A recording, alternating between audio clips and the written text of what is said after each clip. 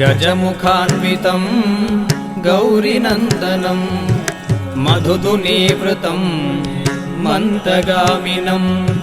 भुजगधारिणं भूतसेवितं गिरिसुदात्मजं देवमाश्रये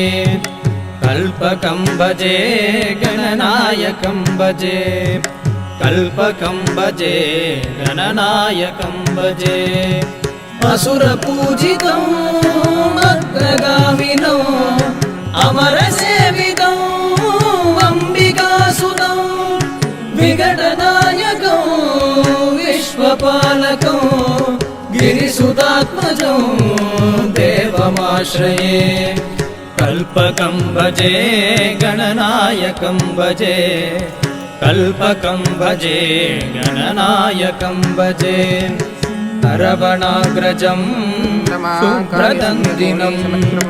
तरणलोलुपं शूर्पकर्णकं मुदितवाहनं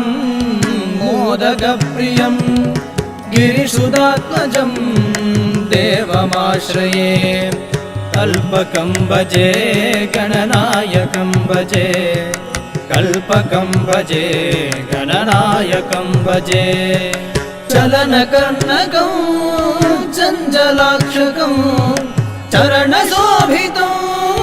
चन्द्रचूडिनं गुहसहोदरं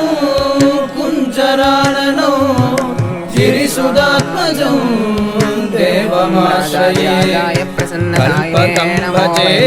गणनायकं भजे कल्पकं भजे गणनायकं भजे आकुवाहनम् आर्द्रचित्तकम् एकदन्तकम् अनेकदायकं